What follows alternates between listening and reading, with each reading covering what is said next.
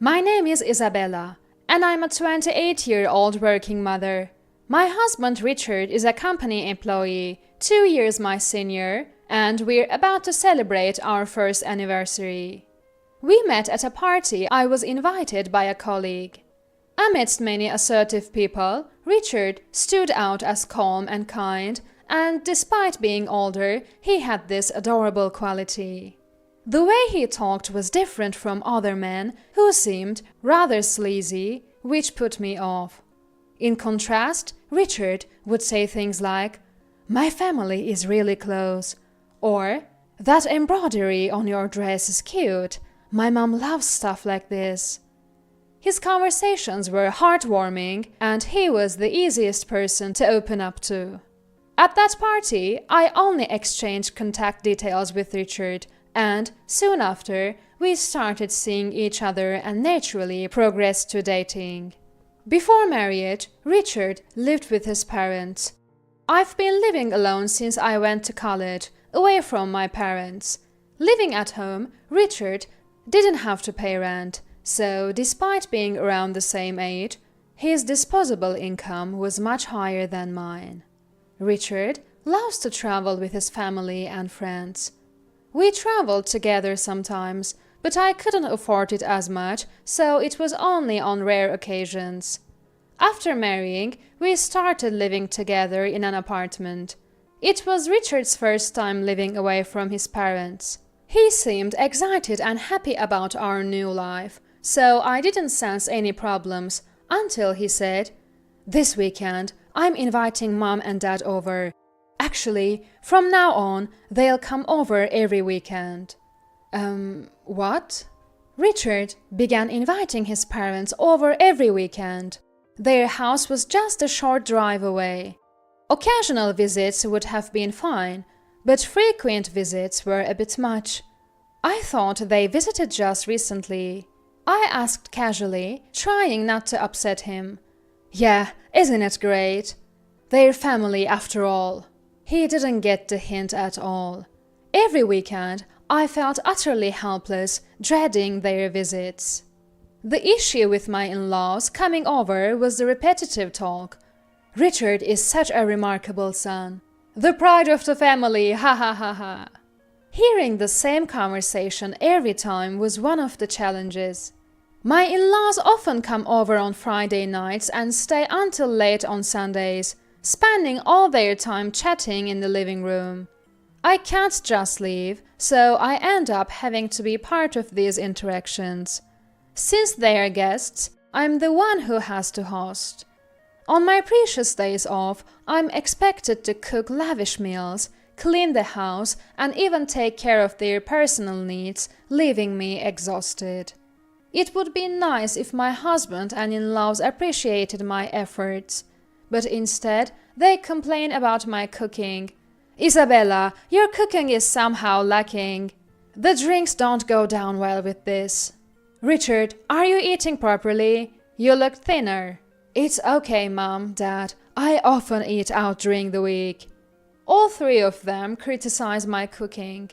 I had noticed before we got married that Richard's family tends to have heavily seasoned food. During our dating period, when I cooked for him, I was surprised to see him dousing steaks and scrambled eggs with loads of sauce. I started worrying if my cooking was too bland, but I realized it was just Richard's taste, as he did the same even in restaurants. Still, it's frustrating to hear from my in-laws. "Isabella, you need to cook properly. Didn't you taste it? Is this how it's supposed to be? A wife who can't cook is no good. You need to improve, or it might lead to divorce." It's irritating to be told that my food isn't delicious. Your seasoning is too strong, or maybe your taste buds are off. I can't just say, "I'll be more careful next time." All I can say is, so I started making the food saltier and providing extra sauces when they visit, which I don't normally do. I can't risk my husband developing high blood pressure. "Oh, today's meal is a bit better, I guess." It has improved a bit, just a bit. Their appraisal slightly improved. But when I tasted it, it was quite salty, and I thought to myself, what a family of tasteless eaters. Well, if they're satisfied with that, I suppose it's okay for now. However, things got even worse. One weekday, when I returned home tired from work, I found my mother-in-law, Emma, there. "I'm here to teach you how to cook." It was past 9 p.m. I have to get up early tomorrow, I thought, but my silent plea was ignored as Emma's cooking lesson began. Her cooking was, as I expected, laden with seasonings to an unhealthy extent. The soup was loaded with condiments, and the main dish was fatty meat with extremely heavy seasoning. "It whets your appetite, doesn't it?" Emma seemed delighted. Richard dug in like a boy, exclaiming, "This is it!" The difference in our food values was terrifying, and I reluctantly tasted a bit of the meal. After that, Emma began visiting our home frequently. On weekends, my father-in-law, Joseph, would also stay over. It was almost like living together. It was exhausting. I reached my limit trying to accommodate my in-laws and desperately wanted to list 2 days off a week without seeing them. So I subtly suggested to my husband, "How about we go somewhere to relax?" He loves traveling, and I thought he would take it as a hint for a trip. As expected, he said, "Great idea, let's plan a trip." He began planning the trip. Since moving in together, we had been in an almost co-living situation with his parents, but this would be our first trip alone since our honeymoon. Richard hadn't been traveling with his friends either. I hoped he was saving for our future. The trip he planned was a weekend getaway for 2 nights and 3 days. The destination wasn't far, so we could relax without taking leave. "Thank you," I said, grateful to my husband for planning it. "Yeah, leave the trip planning to me," he said proudly. In hindsight, that was a mistake. On the day of the trip, while waiting for the bus to our destination, Richard was looking around restlessly. "What's wrong?" I asked, but I realized the reason before he could answer. "Oh, good, we made it in time." "Hey, Richard, sorry to keep you waiting." To my surprise, my in-laws had shown up. I looked at my husband apprehensively. "Come on, both of you, we're almost late for departure. That was close." "That was close? No, this is not what was planned. I want my enjoyment back." "What do you mean? When I mentioned the trip, Mom and Dad thought it would be more fun if we all went together," my husband said with a smile. I wish he had at least consulted me, or better yet, stopped discussing everything with his parents. He's already 30, for goodness sake. "Come on, let's get on the bus." "Isabella, don't just stand there daydreaming." "Okay." I wished for my 3-day holiday back. Throughout the trip, the enthusiasm of my husband and in-laws was overwhelming. "Let's have lunch at that restaurant." "Let's go to that place for drinks tonight." All the places I wanted to visit were ignored. Richard kept catering to his parents, paying no attention to my preferences. The worst part was, "Wow, what a great room, Richard." It was a 4-person room. I had been looking forward to staying in a suite, but it was a different room. Unable to sleep due to their snoring, it was an utterly exhausting trip. Back at work after the trip, I let out a big sigh, and my colleague next to me looked at me in surprise. "Hey, what's wrong? You've got serious dark circles." "Really?" I checked in a hand mirror and saw severe dark circles, not just blue but almost like red blemishes. I hadn't noticed them in my rush to leave the house. Lately, I've been so tired that I haven't spent much time on makeup. I was shocked. Then, My colleague whispered in my ear. "This is hard to say, but Isabella, your hair—" She pointed to a spot on my head. "What?" Afraid of what I might find, we went to the restroom together.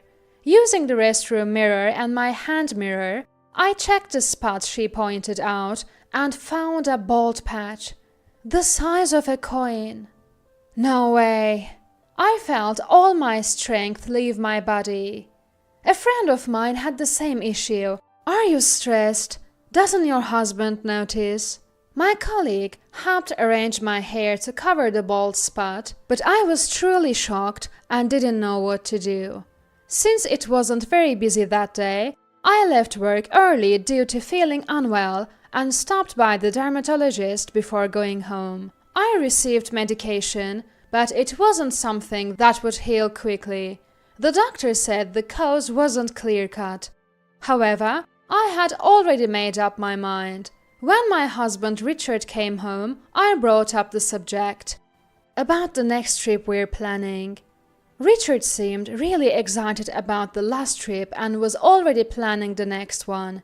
He says it's just the two of us, but I'm sure his parents will end up coming again. So I tried a different approach. "Can we take my parents along?" If I said I didn't want to go, the trip would be cancelled, and his parents would probably end up staying at our house again.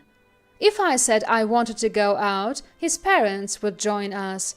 Yet, Richard hardly spends any time with my parents. He's only met them at the marriage introduction and the wedding. I thought this would be a good opportunity for him to understand how difficult it is to spend time with in-laws. But his next words left me speechless. "No, I don't want to. It's tiring and I need to be considerate." What? He makes me put up with his parents all the time and now he says it's tiring? I was completely infuriated. Later, my husband, I, and his parents, as expected, went on another trip. What place is this, I wonder? "Wasn't it expensive, Richard? Are you sure it's okay?"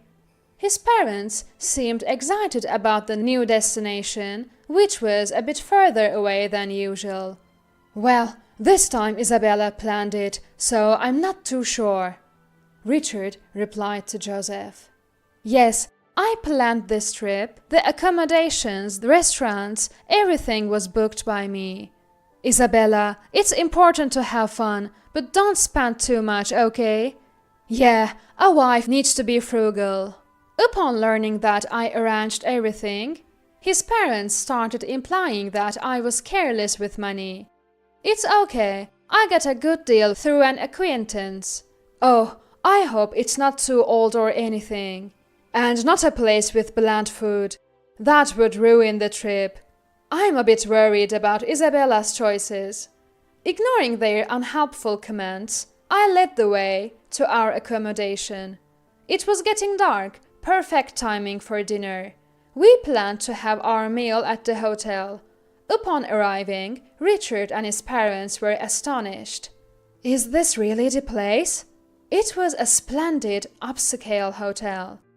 "Yes, let's go in." I entered the lobby nonchalantly and completed the check-in. The room had a beautiful view of the sea, which would be even more apparent in the morning. I had arranged for the meals to be brought to our room. They were quite lavish courses. As the meal began, my in-laws were initially speechless. Once the hotel staff who had arranged and explained the dishes left, they started reacting in the complete opposite way. "Places like this look good, but that's about it. It's expensive, but the taste might be mediocre." They began eating, complaining all the while, seemingly unable to graciously accept that I had arranged a stay at such a nice hotel. Then the comments started. "Oh, this is bland. Is there any seasoning? See, it's all just for show. Maybe Isabella's arrangement wasn't such a good idea." All three, my in-laws and Richard, began complaining about the food. I found it delicious, but what could I do with three people whose taste was off? Sitting near the room's entrance, I discreetly summoned the hotel staff without them noticing. I let the staff listen to their gripes and demands for a while. This lack of taste in the food reminds me of Isabella's cooking. Did we come all this way just to eat Isabella's cooking? I was hoping for something delicious on this trip. They effortlessly mixed complaints about the hotel and me, freely voicing their opinions without any prompt from me. This hotel looks old. It must be cheap because it's big. Is this how our son's wife treats us? Choosing a cheap place for us to stay? Don't worry, Dad, Mom. Next time I'll handle the arrangements. They kept eating and complaining. Then, "Excuse me," a voice from outside the door said. Emma, thinking it was the next course being served, cheerfully replied, "Yes, but it wasn't about the food. I understand there have been some dissatisfaction with our hotel." The man who appeared wasn't carrying any dishes. It was a man not holding anything. "Oh," Richard uttered, freezing up. The man continued, "I also heard there were complaints about my daughter." "Yes, the man who appeared was my father." "Oh, Emma looked confused and turned to Joseph. "Well, what a coincidence to meet here! Ha ha ha!" Joseph laughed nervously, but my father's expression remained stern. "If there is anything you're unsatisfied with, we can remake it or change to a different menu. May I ask what it would be?" My father calmly questioned them. The three, having pretty much finished their meals, seemed unable to respond. "No, nothing in particular," Richard replied. "Is that so? Earlier, my daughter asked me to listen to your requests, as you are important guests. So I was waiting outside. I apologize if our hotel's cuisine, which is relatively lightly seasoned, did not meet your preferences." When the three realized that my father had heard everything, their expressions changed to shock. "It's a joke. The food was actually very delicious. Just kidding around, you know. Seeing Richard's forced laughter, my father said, "There's no need to strain yourself." Richard's face froze at this. I had called my father to discuss the stress caused by my in-laws, leading to my alopecia, and the lack of support from Richard. It was the first time I consulted him about my husband. My mother passed away early, and I didn't want to worry my father too much. Hearing my story, my father was furious. "I'm coming over right now." He was determined to travel despite the distance from our house to his. I told him about Richard's travel plans and the likelihood of the in-laws joining, so we devised this plan together. My father is a retired manager of a prestigious hotel and still has influence there.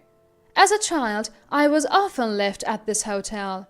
Because of his late working hours and my kindergarten schedule, the hotel was my caretaker.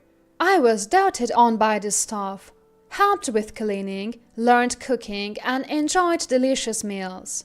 So, my cooking skills are honed by this hotel. And I'm confident they are not as bad as my husband and in-laws complain. If this hotel doesn't suit you, please leave. If you are a burden to my daughter, I'll cut off ties," my father said sternly to Richard and my in-laws. "How can you say that? Tell a guest to leave?" My in-laws were furious, but another staff member came in and cleared their plates. They were stunned by this. "Please leave," my father urged them, and they reluctantly exited the hotel. "Is this a joke? We'll get our money back, right?" They complained, but the money won't be refunded, as I was the one who paid.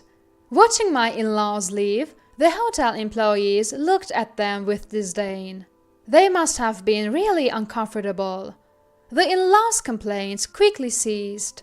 For once, the usual 3-on-1 criticism against me was reversed, and I felt a sense of relief. After that incident, my husband, not wanting to face me, went back to his parents' house. I compiled all the mistreatment I had endured and consulted a lawyer. After getting an estimate for alimony, I sent the documents to my husband by mail. Startled, he hurried back home, pleading with a near tearful face, "Divorce and alimony? That's too harsh." But when I asked, "Do you have a solution then?" he stuttered, unable to answer. It was clear he would never prioritize me over his parents. "If you want to fight this thoroughly, I can call my lawyer," I warned. He quickly agreed to the divorce. My ex-husband returned to his parents' house, but it turned out he didn't have much money. I had thought his frequent travels before marriage meant he was well off, maybe saving money by living at home, but he was just a spendthrift. Living at home, he managed even if he spent his whole salary. After marriage, when we started sharing rent, his inability to afford travels became apparent. Now, with the alimony on top, travel seems out of reach for a while. Neither my ex-husband nor his parents are likely to travel anytime soon. The hotel my father chased them from is a very famous one, well known for its cuisine, and often featured in the media, which my ex-in-laws were unaware of. The inn of my ex-daughter-in-law's father is terrible. The food is awful. And so on, they kept saying at family gatherings, apparently embarrassing themselves. "Isn't that the wonderful hotel? Oh, your family, right? Tasteless, aren't they? How's your blood pressure? Better be careful," they were told. I heard this from a close relative. Though I divorced in my 20s, my alopecia has healed, and I'm living happily and healthily. I cook and eat what I like, feeling much better physically. This year taught me that forcing myself to adapt is harmful. While it's natural not to share all values, I've learned to avoid marrying someone imposing and overbearing again.